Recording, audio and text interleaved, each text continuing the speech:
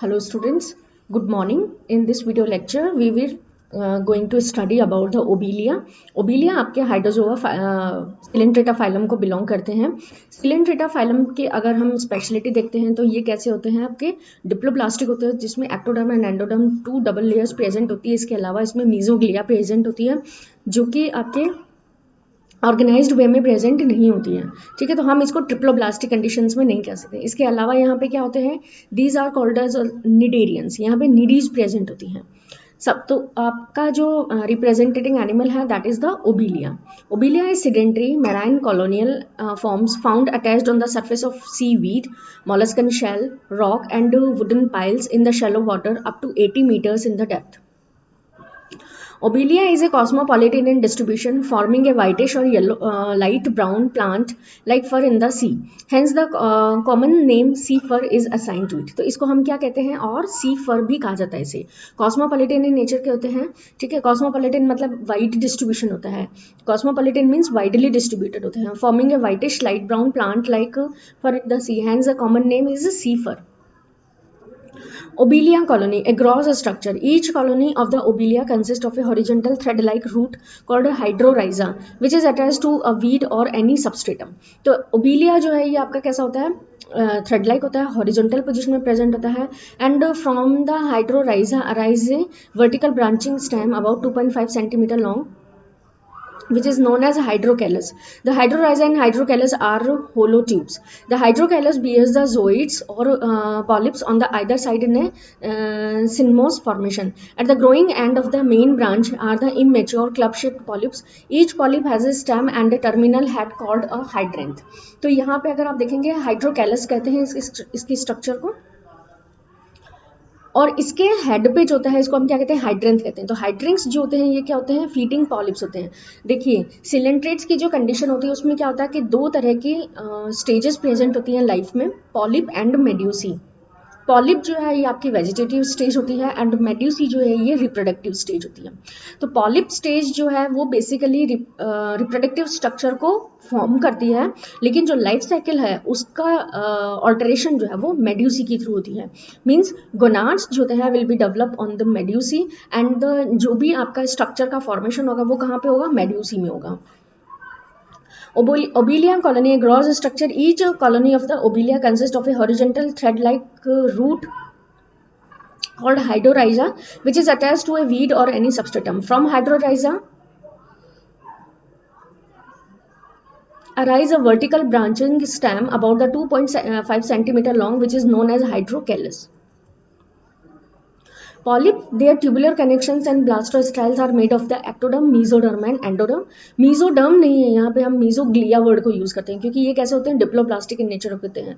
mesoglea जो है उसमें सेल्स जो है वो बहुत ज़्यादा ऑर्गेनाइज्ड वे में प्रेजेंट नहीं होती. मीन्स ये आप एक लेयर के फॉर्मेशन में आप इसको नहीं कह सकते कि इट इज़ अ लेयर. ये आपके लेयर्स जो है वो बेसिकली दो ही होती हैं, इसलिए हम इसको क्या कहते हैं, डिप्लोब्लास्टिक एनिमल्स भी कहते हैं.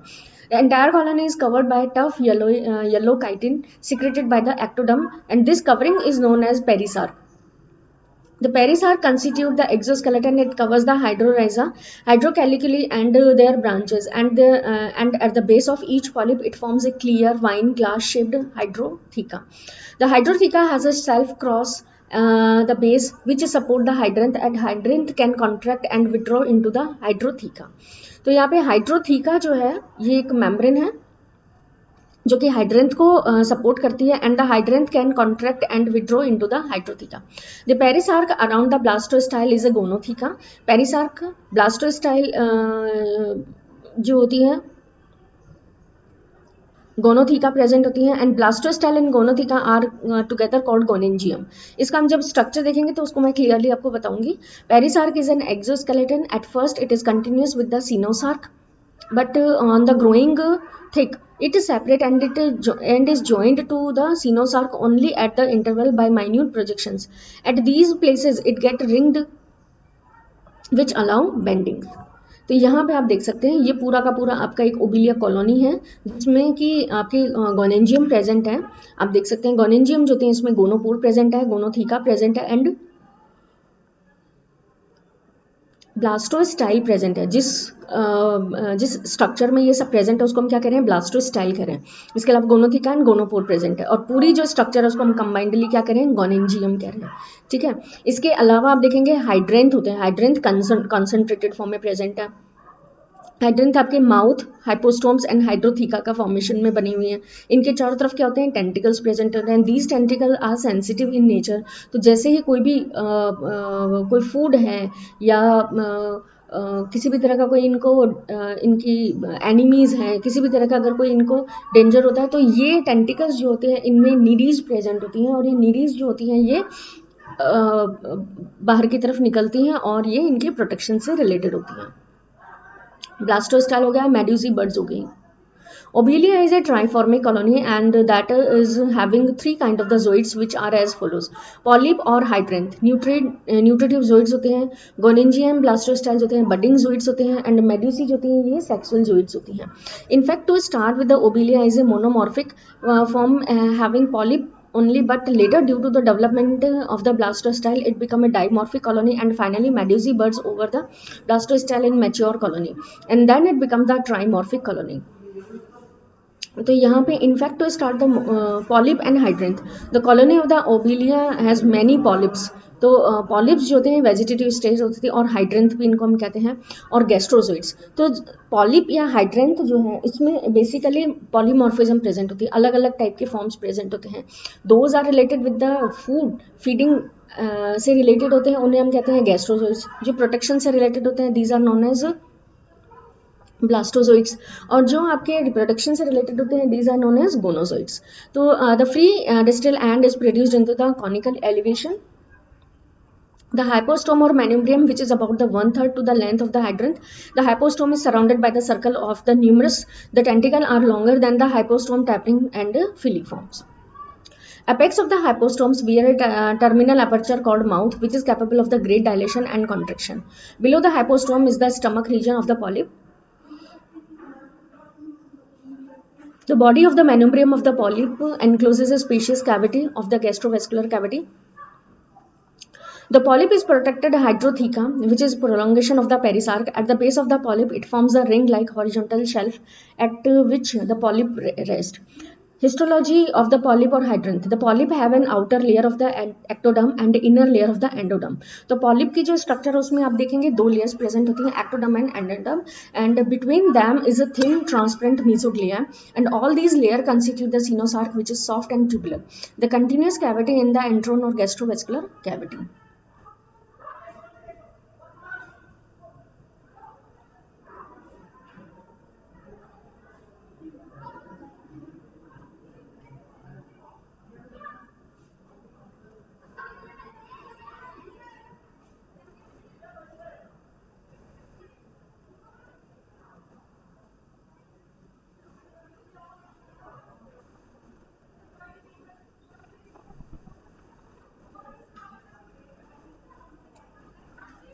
Antron has a fluid and its lining is flagellated. Rhythmical contraction of the hydranth cause a current which distribute food obtained by the some polyps to those part of the colony where feeding is not taking place. The tentacles of the polyp are solid and with no antron, and they have a single layer core of the vacuolated endoderm, cells with thick wall inside a layer of the ectoderm. Seema ma'am अभी आ रहे हैं, आप wait कर लो। MSc के लिए form लेके आए हैं, वेट कर लो मैम, बिजी हैं अभी थोड़ा।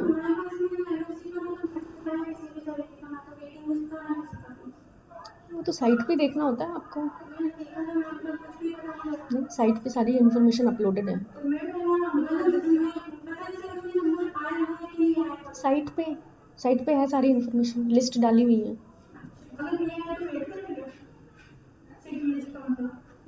हाँ, the antron has a fluid and its lining is flagellated. Rhythmical contraction of the hydranth cause a current which distribute the food obtained by the some polyps to those part of the colony where feeding is not taking place. The tentacles of the polyp are solid with no antron, and they have a single layered core of the vacuolated endoderm, cells with thick wall inside a layer of ectoderm. तो basically जो इसमें समझने की बात है कि ectoderm और endoderm जो होती हैं लाइन करते हैं कैविटी को, that is not a coelom. Coelom वो कैविटी होती है जो हमेशा मेसोडर्म से लाइन रहती है, ठीक है। तो यहाँ पे आप देखेंगे कि जो भी डिस्ट्रीब्यूशन है, जो भी सर्कुलेशन है फूड का, वो हमेशा इसी कैविटी के थ्रू होता है, ठीक है। There are single layer core of the vacuolated endoderm cells with the thick walls inside the layer of ectoderm. इसके बाद में हम देखेंगे एक्टोडर्म क्या होती है। It consist of long columnar epithelial cells. Their inner end are produced into the muscular process with run longitudinally. In the ectoderm layers are very few interstitial cells. Yes sir, pass वाली बात है।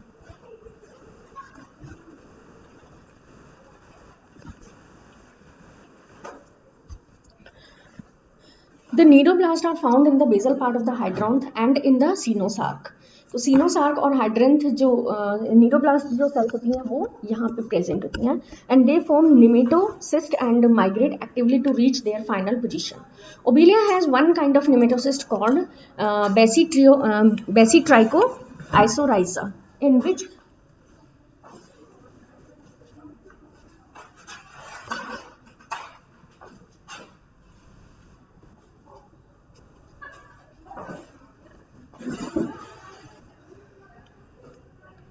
इन the endoderm their layers are nerve sales.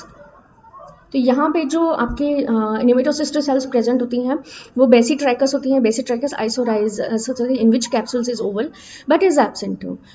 The thread is open and the tip and the spine on its base. In the endoderm layer nerve cells present होती हैं, club shaped gland cells present होती हैं. इसके अलावा यहाँ पे mesoglea जो है वो जेली लाइक होती है, कोई किसी भी तरह की कोई स्ट्रक्चर या सेल्स प्रेजेंट नहीं होती है. On each side of the mesoglea is a nerve net present होता है जो कि इनके स्टिमुलेशन से रिलेटेड होता है. Polyp is nutritive zooid of the colony. It is carnivores and feeds upon active crustaceans, nematodes and other worms. Tentacles help in catching the conveying the prey to mouth. Digestive juices is secreted in the gland cells of the gastrodermis and the process of digestion is extracellular as well as of intracellular. तो digestion जो है यहाँ पे दोनों तरह का present होता है, एक्स्ट्रासेलुलर भी है और इंट्रासेलुलर भी है. यहाँ पे आप डायग्राम को देखिए क्लियरली समझ सकते हैं. एंट्रिक कैविटी प्रेजेंट है, एक्टोडर्म प्रेजेंट है, एंडोडर्म प्रेजेंट है और इनके बीच में मीजोग्लिया प्रेजेंट होती है. इनर नर्व सेल्स जो होती हैं ये दोनों साइड में प्रेजेंट होती हैं. Then gonangium. The gonangium is a club shaped cylindrical form and it is covered by the transparent gonotheca and it contain the axis और blastostyle on which little buds from that develop into the medusae और गोनोफोर्स.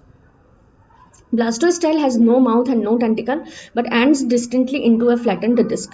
तो गोनेंजियम जो है एक collective structure होती है जिसमें ब्लास्टोस्टाइल main होता है. इस ब्लास्टोस्टाइल पे जो है मेड्यूसीज प्रेजेंट होती हैं. मेड्यूसी जो होती हैं ये आपके रिप्रोडक्टिव स्ट्रक्चर्स होती हैं. जो एक बैग लाइक स्ट्रक्चर होती है इसे हम गोनोथिका कहते हैं, and that open to outside with the help of gonopore. Gonotheca open at the distal end by the gonopore through which the medusae escape. Medusae जो होती है वो बाहर की तरफ निकलती है क्योंकि जो फर्टिलाइजेशन है that external. Gonotheca, blastostyle and the gonophores together form a gonangium. Now next, asexual reproduction. When the temperature of the water exceeds 20 degrees centigrade, the birds which would normally form the gonangium in the colony break free from the colony and settle down. A stolon arises from the lower end of the bird which produce a new colony of the obelia asexually. This is a special mode of the asexual reproduction. तो इस तरह यहाँ पे asexual reproduction present होता है. Next medusae. The medusae is a modified zooids produced by as a hollow bud from the coenosarc of the blastostyle in the spring and the summer. Medusae swim freely on the surface of water. Medusae की structure है जो कि umbrella like structure होती है, ठीक है. इसमें आपको 4 पर्पल कलर के रिप्रोडक्टिव ऑर्गन्स नजर आ रहे हैं. देन माउथ प्रेजेंट है, माउथ के चारों तरफ मेनिम्ब्रियम प्रेजेंट होता है, टेंटिकल्स प्रेजेंट है. इसके अलावा आपको कैनाल सिस्टम इसमें बहुत डेवलप होता है और ये जो कैनाल सिस्टम है ये बेसिकली इनके ट्रांसपोर्टेशन से रिलेटेड होता है. तो रेडियल कैनाल्स प्रेजेंट है, सर्कुलर कैनाल्स प्रेजेंट है, then velum, gonads and position of the statocyst. Structure of medusae. Medusae जो होती हैं ये आपके सॉसर शेप्ड होती हैं. It is attached by the middle of the convex surface to the blastostyle. When fully formed it break free and emerges from the mouth of the gonotheca. तो ये जो गोनोथिका है वहाँ से गोनोपोर के थ्रू बाहर निकलती है और ये एक मेडुसी का फॉर्मेशन करती है। The medusae is a circular and tiny umbrella like in shape. The convex outer surface is known as ex umbrella and the concave inner surface is the sub umbrella. From the center of the sub umbrella arise a short projection manubrium and its apex is a square mouth surrounded by 4 oral lobes. The mouth lead into an enteric cavity of the gastric cavity in the manubrium. From the enteric cavity arise 4 radial canals which are delicate ciliated tubes. They run to the margin of the bell to join a ciliated circular canal running near the margin. तो mouth के चारों तरफ जो है radial canals होती हैं, ये radial canal जो होती हैं सर्कुलर कैनाल को ज्वाइन करती हैं। Enteric cavity and the canal represent the enteron which distributes food. Projecting from the middle of the radial canal are 4 gonads.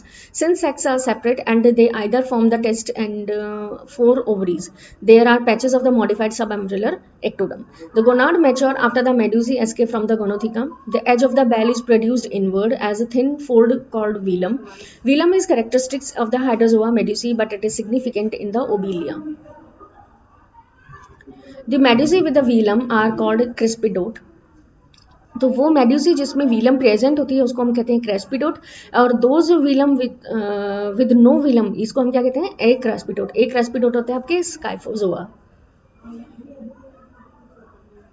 From the edge of the bell, numerous small solid tentacles are hang downwards. The tentacles have swollen base due to the accumulation of interstitial cells which are practically absent from the other regions. यहाँ पे आप देख सकते हैं tentacles present हैं, then mouth radial canal present है, manubrium. The basal swelling of the tentacles are called vesicles or bulbs. Nematocysts are formed continuously in the bulbs from where they migrate to the tentacles. Digestive enzymes are secreted from the endoderms of the bulbs. Near the bulbs, ectoderms have pigmented granules and nerve cells. They are often called ocelli, and it is claimed that the ocelli are sensory to light. But more probably, there are no ocelli. The pigment granules are accumulated excretory matter. Above the bulbs, every tentacle is a tiny fluid-filled vesicles. Nematocysts are confined to the manubrium and tentacles. There may be some of the bell margins. There are 8 marginal sense organs called statocyst or lithocyst lying at the regular intervals, being attached on the sub-umbellar side of the bulbs of 8 tentacles. They are developed in the response to as a locomotory habit. A statocyst is a tiny circular closed vesicles lining with the ectoderm and filled with a fluid containing calcareous granules called otolith, which lie in a special cells called lithocytes. The lining has some sensory cells with some thin sensory processes on which otoliths produce a stimulus which is transmitted by the nerves to muscles. The muscle coordinate the snake-like swimming movement of the medusae and should be medusae become tilted. The muscle contracted to right the position of the medusae bell, thus statocysts are balancing organ. तो statocyst जो होते हैं ये balancing organ की तरह work जो होते हैं सबसे पहले सिलेंट्रेट में करते हैं, और स्टैटोसिस्ट को आप देखेंगे right from the coelenterates up to the mammals there is no change, बहुत ज़्यादा सिग्निफिकेंट चेंज नहीं है। The same structure is present, mechanism of balance is same. There are some particles like calcium carbonate particles or some other particles are present in middle of the statocyst, and the nerves are always associated with the statocyst. Whenever the animal tilted, these granules will tilted or move towards one side of the statocyst and innervate the nerve impulses of that side particularly, and then these nerves impulses goes to the brain and then analysis process has happened. Same process, same mechanism is the balancing is also occurred in the mammals as in V. The ear is the primary balancing organ, and those is consist statocyst like structure. Histology of medusae. The ectoderm covers the bell on all the sides and its epitheliomuscular cells are produced into the muscles process which run longitudinally in the manubrium and tentacles. In the subumbrella, the muscle process of the ectoderm are so large in proportion to the epithelial part and they almost forms the muscles only. तो यहाँ पे आप देखेंगे ectoderm जो होती है पूरी bell को कवर करके रखती है, एपिथेलियो मस्कुलर सेल्स जो होती हैं इसमें प्रोड्यूस्ड होती हैं into the muscle process which run longitudinal in the manubrium and tentacles. In the sub umbrella the muscle process of the ectoderm are so large in proportion to the epithelial part and they almost form the muscles only. Muscle process from the striated circular muscles and some radial muscles in the subalveolar, they bring about locomotory processes. So muscles are always associated with the locomotion. Endoderms line the entry cavity and the radial circular canal. The endoderm cells have no muscles processes. Endoderm lamella is formed by the fusion of the upper and lower layer of the endoderm. The fusion having occurred at all the places except in the region of the enteron. Between the ectoderm and endoderm is thick mesoglia forming the bulk of the bells of the medusae. Manubrium and tentacles, तो muscles जो होते हैं basically आपके सब अम्ब्रेलर surface पे present होती हैं जो कि लोकोमोशन से भी रिलेटेड होता है. Then radial symmetry of the medusae, like polyp medusae जो होती हैं ये भी कैसे होती हैं, रेडियल सिमेट्री प्रेजेंट होती हैं. The presence of the 4 radial canal distinguish the 4 principal radial और रेडाई और perradii. Halfway between the 2 perradii जो होती हैं इनको हम कहते हैं interradius, and halfway between the perradius and interradius होती हैं हम इसको क्या कहते हैं, adradius. And halfway between the adradius and adjacent per और interradius radius fourth orders the sub radius. आप यहाँ पे देख सकते हैं कि यहाँ पे आपको प्री रेडियस दिखाई दे रही है, 4 प्री रेडियस आर प्रेजेंट, और इन प्री रेडियस के बीच में जो रेडियस प्रेजेंट है that is known as inter radius.